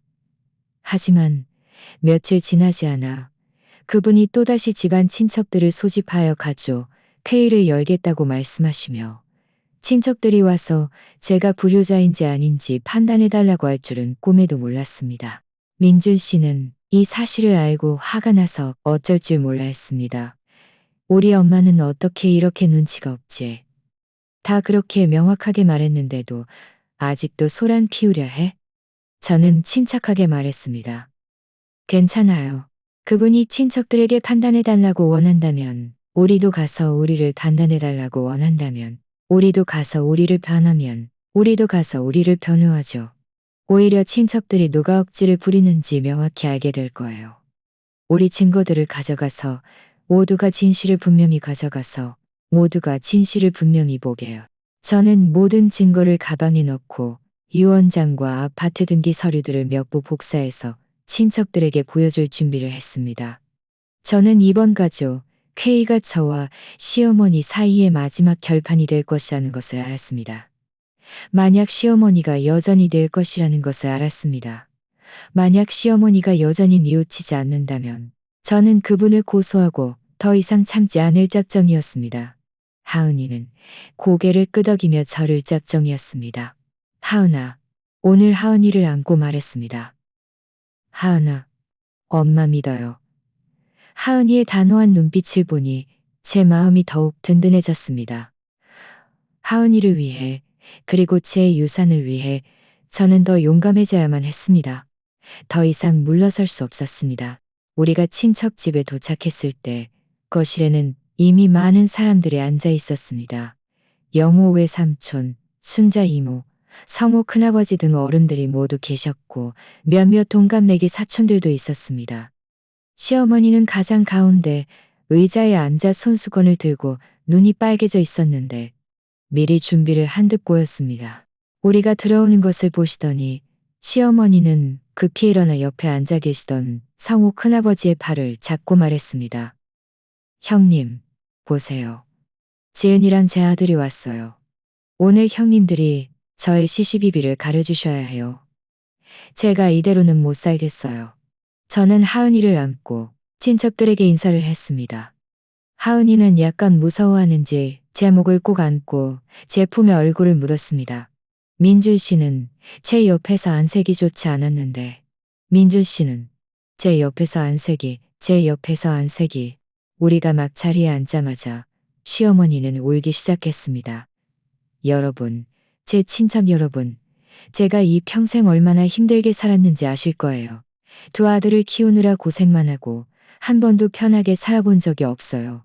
이제 작은 아들이 결혼하는데 집이 없어서 저는 그저 지은이가 좀 도와주길 바랐을 뿐이에요. 그 아파트들은 오히려 안 줄 뿐더러 그 아파트들은 우리 집과 상관없다고 말해요. 그 아파트가 10채나 있는데 다 친정엄마가 남겨준 거예요. 성호 큰아버지가 미간을 찌푸리며 저를 보며 물었습니다. 지은아, 네 시어머니 말씀이 사실이니? 네가 아파트가 10채나 있니? 저는 고개를 끄덕이며 침착하게 말했습니다. 네, 사실이에요. 엄마가 돌아가신 후 유언에 따라 10채의 아파트를 저에게 남겨주셨어요. 하지만 이 아파트들은 저희 친정엄마의 유산이고 저와 하은이를 위한 버트들은 저희 친정엄마의 유산이고 저와 하은이를 위한 버팀목이에요. 함부로 남에게 줄 수 있는 것이 아니에요. 결국 이건 저희 친정엄마의 피땀 어린 결실이니까요. 1억 원 가지고 뭘 할 수 있다고 그래. 시어머니는 즉시 제 말을 끊었습니다. 지금 강남 아파트 계약금만 해도 최소 3억은 있어야 하는데 너는 그저 인색해서 우리 집을 돕고 싶지 않은 거야. 게다가 내가 듣기로는 네 친정엄마가 그 아파트를 살 때 우리 집에서 5천만 원을 빌려갔다고 하는데 이제 와서 이 돈마저 갚으려고 하지 않고 차용증이 가짜라고 말한다며? 지은이가 정말 돈을 빌려갔다면 당연히 갚아야지. 제가 미처 말을 꺼내기도 전에 민준 씨가 입을 열었습니다. 이모, 그 차용증은 가짜예요. 우리 엄마가 내놓은 차용증 종이는 작년에 생산된 것이고 10년 전에는 그런 종이가 아예 없었어요. 한눈에 봐도 위조된 것이죠. 그 차용증을 위조된 것이죠. 제가 이미 우리 엄마께 말씀드렸는데도 그분은 듣지 않으세요. 시어머니는 민준 씨가 저의 편을 들어줄 줄은 이상치가. 너는 지금 남의 편을 들면서 나를 욕하고 있어. 네 눈에는 내가 네 엄마로 보이지도 않니? 지은 씨는 남이 아니에요. 제 아내이고 하은이의 엄마예요. 민준 씨의 목소리도 높아졌습니다. 어머니, 더 이상 흑백을 뒤바꾸려 하지 마세요.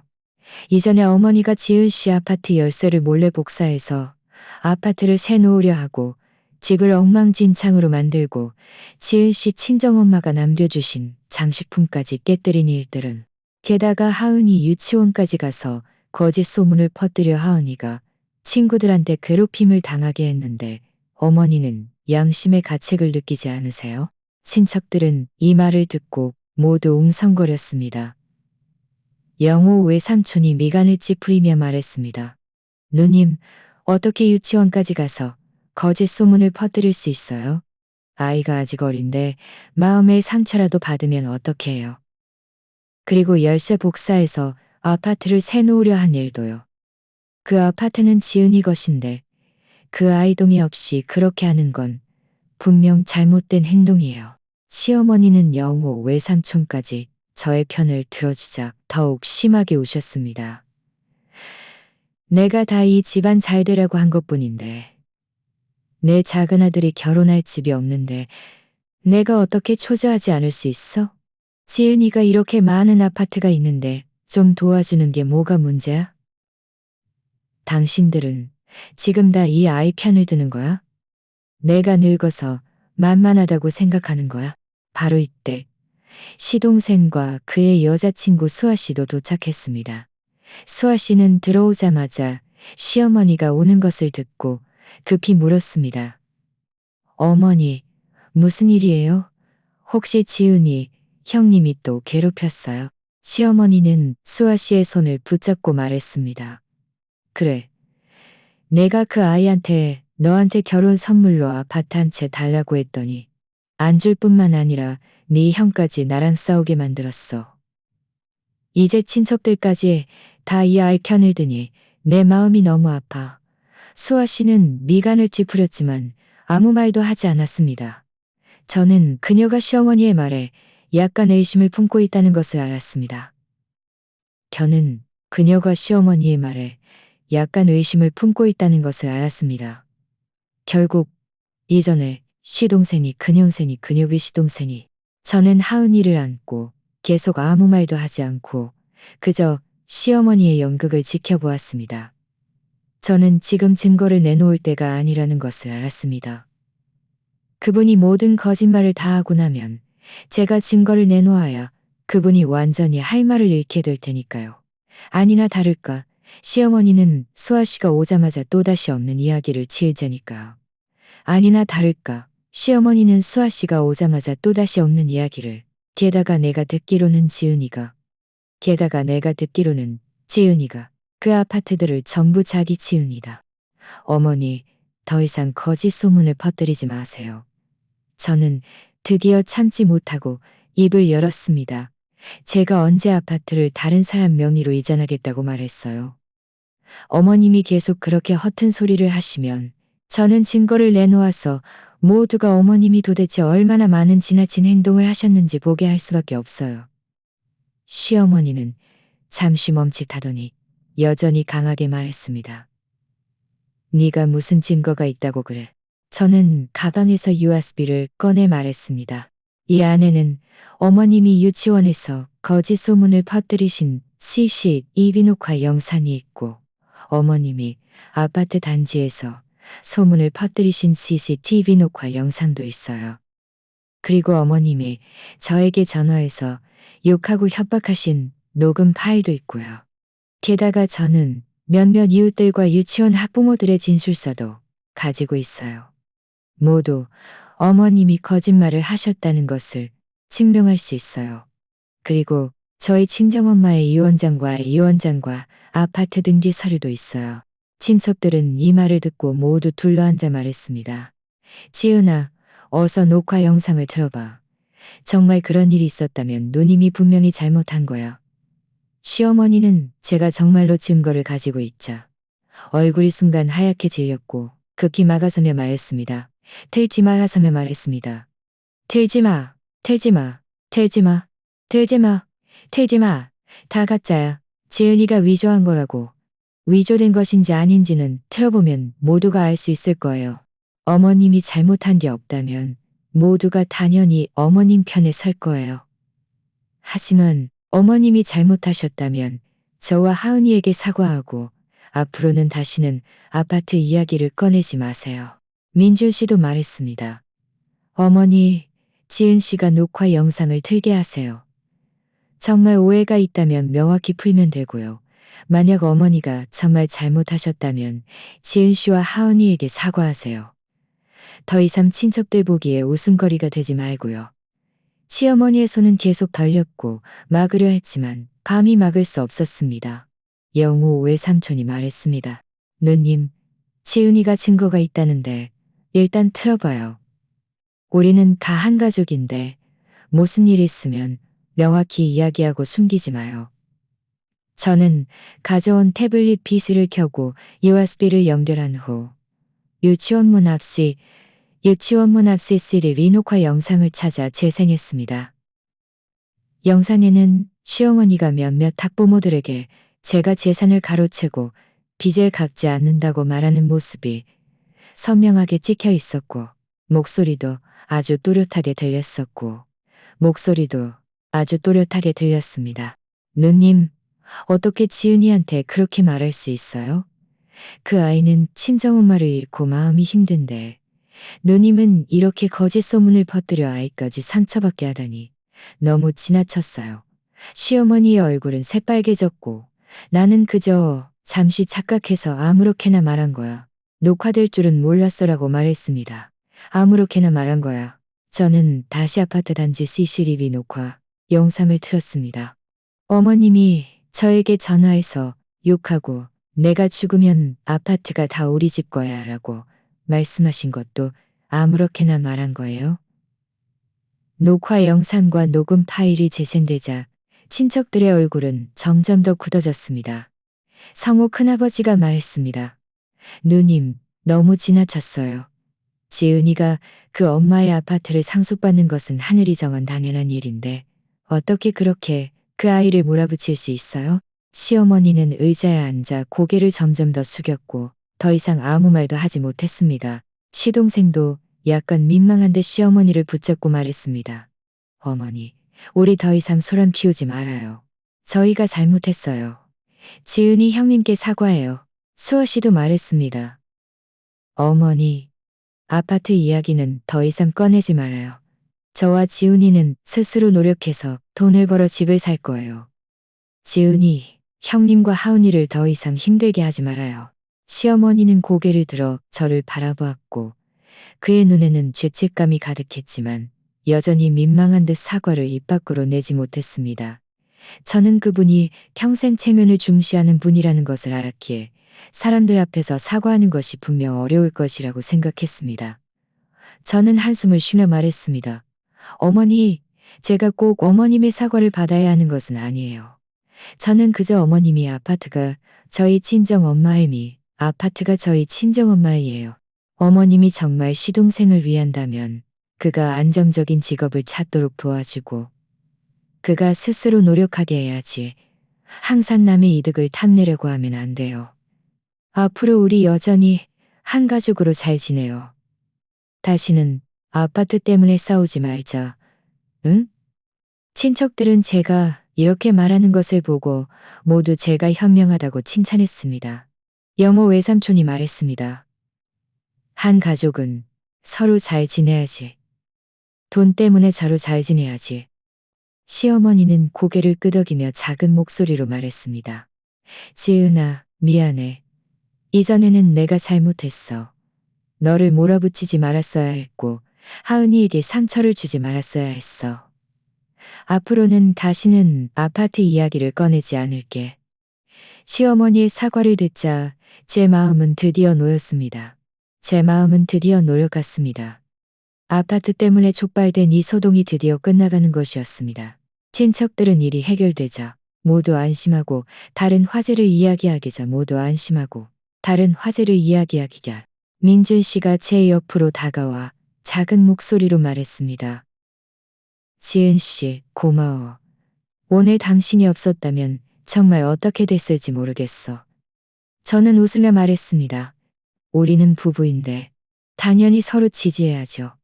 앞으로 우리 잘 지내요. 하은이도 잘 돌보고 이런 일들이 다시는 우리 삶에 영향을 미치지 않게 해요. 그날의 가족 회의는 결국 시어머니의 사과로 마무리되었습니다.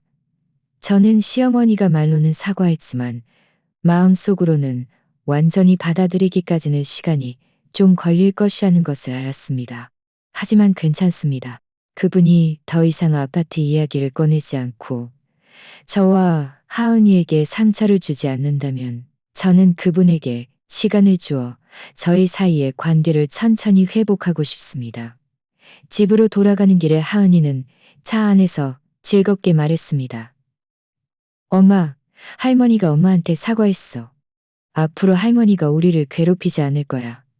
아빠가 앞으로 할머니가 우리를 괴롭히지 않을 거야. 앞으로 할머니가 우리를 쓰다듬으며 말했습니다. 앞으로 할머니가 우리를 괴롭히지 않을 거야. 다시는 너희가 상처받게 하지 않을게. 딸의 행복한 미소를 보니 제 마음은 행복감으로 가득 찼습니다. 비록 이 소동으로 제가 많은 상처를 받았지만 동시에 한 가지 진실을 깨닫게 되었습니다. 다른 사람의 괴롭힘에 대해 일방적으로 참아서는 안 된다는 것을요. 오직 용감하게 나서서 법과 증거로 자신을 지켜야만 다른 사람의 존경을 얻을 수 있고 사랑하는 가족과 소중한 재산을 지켜낼 수 있고 사랑하는 가족과 소중한 재산을 지켜낼 수 있고 이 일로 모든 것이 끝났다고 생각했지만 며칠 후 시어머니께서 또다시 저희 집을 찾아오실 줄은 꿈에도 몰랐습니다. 심지어 놀랄 만한 소식까지 가져오셨죠. 시어머니가 오신 날 저는 주방에서 하은이에게 줄 쿠키를 만들고 있었습니다. 초인종 소리가 들리자 민준 씨가 일찍 퇴근한 줄 알고 문을 열었는데 뜻밖에도 시어머니였습니다. 초인종 쇼가 담겨 있어 퇴근한 줄 알고 문을 열었는데 뜻밖에도 시어머니였습니다. 손에는 커다란 쇼핑백 2개가 들려 있었고 시어머니는 문 앞에 서서 감히 바로 들어오지 못했습니다. 하은이에게 줄 간식 좀 사왔고 너에게 줄 것도 좀 있어. 저는 잠시 멈칫했지만 몸을 옆으로 비켜 그분을 들여보냈습니다. 들어오세요. 하은이는 거실에서 장난감 가지고 놀고 있어요. 하은이는 거실에서 장난감 가지고 놀고 있어요. 하은이는 시어머니를 보자 처음에는 약간 무서워하며 숨었지만 시어머니가 이전처럼 무섭게 굴지 않는 것을 보고는 천천히 다가와 작은 목소리로 할머니라고 불렀습니다. 할머니가 너 주려고 사온 달콤한 거야. 맛 좀 봐. 하은이는 솜사탕을 받아들고 저를 올려다보았습니다. 제가 고개를 끄덕이자 그제야 작은 목소리로 할머니 고맙습니다라고 말했습니다. 시어머니는 소파에 앉아 두 손을 무릎 위에 올려놓고 거실을 저를 한 번 바라보더니 한참 동안 아무 말도 하지 못했습니다. 저는 그분께 따뜻한 물 한 잔을 따라 앞에 놓아드렸습니다. 저는 사과하러 왔어요. 시어머니는 드디어 입을 열었습니다. 목소리가 약간 낮았습니다. 이전에는 제가 잘못했어요. 너를 몰아붙여 아파트를 내놓으라고 하고 차용증을 위조하고 유치원까지 가서 거짓 소문을 퍼뜨려 너와 하은이에게 상처를 준 건 모두요. 제가 며칠 동안 많이 생각했어요. 친척들도 제가 너무 어리석었다고 말씀하셨고요. 제가 잘못했어요. 그렇게 말씀하시며 그분은 쇼핑백에서 봉투 하나를 꺼내 저에게 건네주었습니다. 이 돈으로 네가 좋아하는 걸로 다시 사. 1영역만 원이 들어있어. 1영만 원이 들어있어. 나머지 1영역만 원은 하은이 용돈이야. 이전에 그 아이를 놀라게 했으니 이 할머니의 작은 상이라고 생각해줘. 저는 봉투를 바라보며 바로 받지 않았습니다. 어머니, 장식품 이야기는 제가 이미 마음속에서 지웠어요. 하은이도 어머님을 원망하지 않아요. 이 돈은 어머님께서 그냥 가지고 계세요. 반드시 받아야 해. 시어머니는 봉투를 제 손에 쥐어주며 단호하게 말했습니다. 이전에 내가 그렇게 많은 어리석은 짓을 저질렀으니 이 정도 돈으로는 전혀 보상할 수 없지만 그래도 내 작은 성이라고 생각해줘. 저는 더 이상 거절할 수 없어 받을 수밖에 없었습니다. 그럼 어머님, 감사합니다. 하은아, 어서 할머니께 고맙다고 말씀드려. 하은이는 또렷한 목소리로 할머니, 고맙습니다라고 말했습니다. 시어머니의 얼굴에 드디어 진심 어린 미소가 번졌습니다. 이어서 시어머니는 다른 쇼핑백에서 종이 한 장을 꺼내 저에게 건네주었습니다. 이건 내가 쓴 사과문이야. 이전에 내가 저지른 잘못들과 앞으로는 다시는 아파트 이야기를 꺼내지 않고 거짓 소문을 퍼뜨리지 않으며 네 생활에 간섭하지 않겠다는 약속이 쓰여 있어. 네 외삼촌한테도 가서 증인으로 서달라고 부탁했고 그분도 서면해 주셨어. 저는 사과문을 받아들었습니다. 시어머니가 한 글자 한 글자 한 글자 정성껏 쓴 것이 분명했습니다. 이전에 차용증 위조, 열쇠 복사, 아파트 새 놓으렸습니다. 마지막에는 다시 위반 시 자발적으로 관계 단절이라고 쓰여 있었고 아래에는 시어머니의 서명뿐만 아니라 영호 외삼촌의 서명과 날짜까지 있었습니다. 이 사과문을 보니 제 마음이 참 착잡했습니다. 사실 저는 시어머니와 완전히 관계를 끊을 생각은 한 번도 없었습니다. 결국 그분은 민준 씨의 어머니이고 하은이의 할머니니까요. 그분이 진심으로 뉘우칠 수만 있다면, 저는 그분에게 기회를 뉘우칠 수만 있다면, 어머니, 이렇게 마음을 돌리시니 다행이에요. 저는 사과문을 잘 적어 서랍에 넣으며 말했습니다. 앞으로 우리 가족끼리 잘 지내요. 다시는 이런 일들로 싸우지 말고요. 알았어. 시어머니는 급히 고개를 끄덕였습니다. 그리고 내가 너한테 할 말이 있는데 네 시동생 지훈이 직업 말이야. 네 성우 큰아버지한테 부탁해서 믿을 만한 곳에 취직시켰어. 인테리어 회사에서 견습생으로 일하게 됐어. 정말요? 정말요? 기술을 배울 수 있으니 나중에 잘 되면 기술을 배울 수 있으니 나중에 잘 배우면 스스로 돈을 벌어 집도 살 배우면 스스로 돈을 벌어 집도 살 지내요. 이전에는 내가 그를 너무 응석바지로 키워서 항상 남한테 의지하려고만 했어. 시어머니는 한숨을 쉬셨습니다. 내가 그에게 앞으로는 스스로 노력해야지. 다시는 네 아파트를 탐내지 말라고 말했어. 그도 잘못을 인정했어. 주말에 쉬는 날에는 수아랑 같이 와서 너한테 사과하겠다고 하네. 사과는 안 해도 돼요. 저는 웃으며 말했더니 돈이 부족하면, 제가 이전에 말했더니 부족하면. 저는 웃으며 말했습니다. 필요하면 언제든지 저에게 말씀하세요. 시어머니는 제가 여전히 돈을 빌려줄 의향이 있다는 것에 눈가가 순간 붉어졌습니다. 지은아, 너는 정말 착한 며느리구나.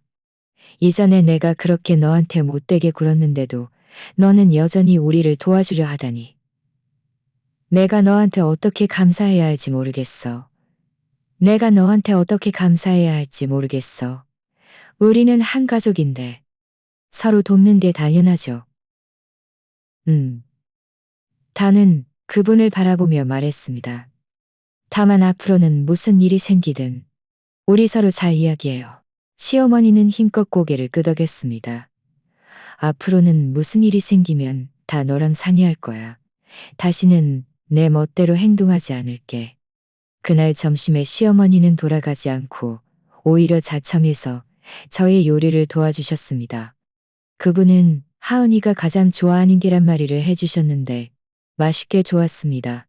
오후에 시어머니가 돌아가실 때 하은이는 그분의 손을 붙잡고 하은이는 그분의 손을 붙잡고 한 번은 옆에 앉아 한 번은 유치원 이야기를 덜어주고 할머니, 앞으로 자주 놀러 오세요. 라고 말했습니다.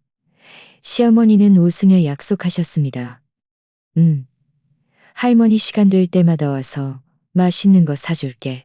민줄 씨가 퇴근해서 돌아오자 저는 시어머니가 찾아와 사과한 일을 그에게 이야기했습니다. 그는 매우 기뻐했습니다. 어머니가 드디어 마음을 돌리셨어. 앞으로 우리 집은 다시는 아파트 때문에 싸울 일 없겠네. 정말 잘 됐어. 저는 그의 품에 기대어 말했습니다. 사실 저도 그분과 그렇게까지 갈등하고 싶지는 않았어요. 다만 그분이 이전에는 너무 지나치셨으니 저 자신과 하은이를 지킬 수밖에 없었죠. 지금처럼 지내는 게 좋아요. 한 가족이 화목하게 지내는 게 무엇보다 중요하니까요. 그 후로 시어머니는 정말 많이 변했습니다. 다시는 아파트 이야기를 꺼내지 않았고 오히려 자주 저희 집에 와서 하은이를 돌봐주셨습니다. 가끔은 장을 봐와서 저의 요리를 도와주시기도 했습니다. 시동생 지훈이도 성실하게 견습생으로 인테리어 기술을 배웠습니다. 수아 씨도 자주 저와 함께 쇼핑하고 수다를 떨며 우리는 좋은 친구가 되었습니다. 한 번은 친척들이 또다시 모여 식사를 했습니다. 식사 중에 영호 외삼촌이 특별히 이전 일을 언급하며 말씀하셨습니다. 지은이 이 아이는 정말 현명하고 이치를 잘 아는 아이야. 이치를 잘 아는 아이야. 게다가 지킬 선은 분명히 지켜내지. 누님, 앞으로는 지은이랑 잘 지내야 해요. 제가 이전에는 그 아이한테 너무 못되게 굴었죠. 앞으로는 그 아이한테 너무 못되게 굴었죠. 앞으로는 제가 이전에는 그 아이한테 너무 못되게 굴렸어요. 네, 제가 이제야 마음을 돌렸어요. 눈앞에 화목한 풍경을 보니 제 마음은 따뜻해졌습니다. 저는 친정엄마가 살아계실 때 제게 하셨던 말씀이 떠올랐습니다. 여자는 손에 든든한 미천이 있어야 한다. 지켜야 할 선은 양보해서는 이 미천이 양보해서는 안 된다. 이제야 저는 이 아파트나 돈이 아니라 자신과 가족을 지키려는 이 가족을 지키려는 용기라는 것을 깨달았습니다. 이 사는 자신의 정당한 권리를 지키는 것이자 다른 사람에 대한 존중이기도 합니다. 제가 끈기 있게 증거를 수집하고 법과 이치로 저 자신을 지켰기 때문에 시어머니가 잘못을 깨닫고 이 가정이 다시 화목한 궤도로 돌아올 수 있었던 것입니다. 이제 하은이는 매일 즐겁게 생활하고 민준 씨도 저와 하은이를 더 아껴줍니다. 시어머니는 저를 친딸처럼 대해주시고 시동생 지훈이와 수아 씨도 자주 저희 집에 놀러 옵니다. 우리는 드디어 안정되고 행복한 삶을 살게 되었습니다.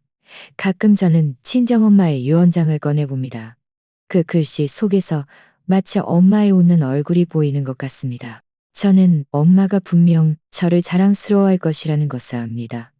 저는 엄마가 남겨주신 유산을 지켰을 뿐만 아니라 제 자신의 행복을 지켜내고 엄마가 바라셨던 모습대로 살아가고 있으니까요. 이 일은 또한 저에게 결혼과 가정생활에서 선함에도 날카로움이 필요하고 인내에도 한계가 있어야 한다는 것을 깨닫게 해주었습니다. 오직 용감하게 나서서 자신을 지켜야만 다른 사람의 존경을 얻을 수 있고